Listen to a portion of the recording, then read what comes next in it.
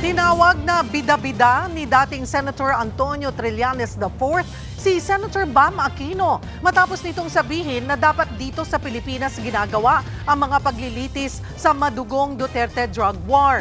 Tanong tuloy ni Trillanes, nagpapapogi lang ba ang senador sa mga supporter ng pamilya Duterte? Nagbabalik si Mean Los Baños.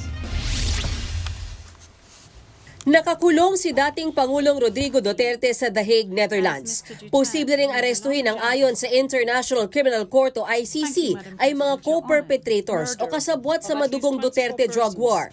Kung si Senator Bam Aquino raw ang tatanungin, kung tutuusin ay dito dapat sa Pilipinas ginagawa ang mga paglilitis sa kanila, lalo't nandito rin naman sa bansa ang mga biktima. Maganda raw na dito mangyari ang paghahanap ng hustisya, pero giniit din ni Aquino na nirerespeto niya ang proseso ng ICC. Tumaas naman ang kilay ni dating Senator Antonio Trillanes IV sa sinabi niya ni Senator Bam. Buwelta ni Trillanes, nagbibida-bida ngayon ang senador na may malasakit kuno sa mga biktima ng drug war, pero wala naman daw ginawa nung kasagsagan ng umano'y extrajudicial killings.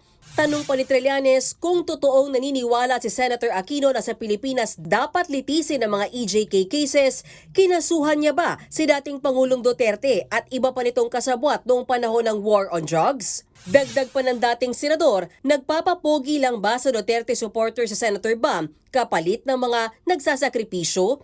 Insensitive daw yan at napaka-unfair. Dahil daw sa sinabi ni Aquino, napatunayan daw na nagsasabi ng totoo si Trillanes sa pahayag niyang hindi raw isusuko ni dating VP Leni Robredo si Duterte sa The Hague. Nabash pa nga raw siya noon ng supporters sina Aquino at Robredo. Ganito rin ang naging sentimiento ni dating Commission and Audit Commissioner Heidi Mendoza. Giit niya, ignorante ang senador kung bakit may ICC. Malamang daw, hindi kayang tumaya ng mga biktima ng EJK kung dating Pangulo ng Pilipinas ang kalaban. Masyado raw insensitive ang senador. Madali raw sabihin yung ideal, lalo na kung hindi naman daw kasama sa laban. Ilang beses sinubukang kuhanan ng pahayag ng News 5 si Senator Bam Aquino. Sir, could you get your comment kay Senator Trillanes lang? Unfair daw yung sinabi ninyo na dapat dito litisin. We're going to mass. Answer it. We have a statement already. On time, sir. Reaction, sir. We have a statement already.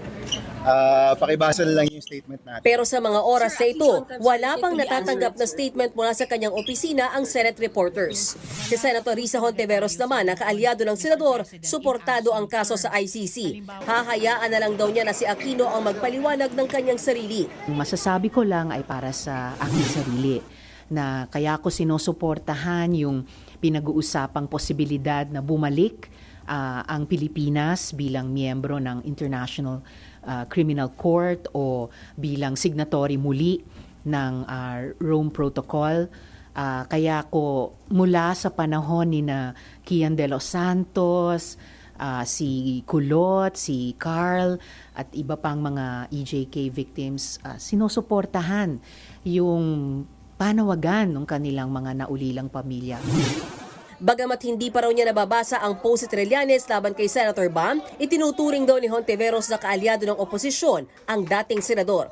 I do consider him an ally and a friend, kaya binibilang ko siya at kanyang partidong magdalo sa hanay ng oposisyon.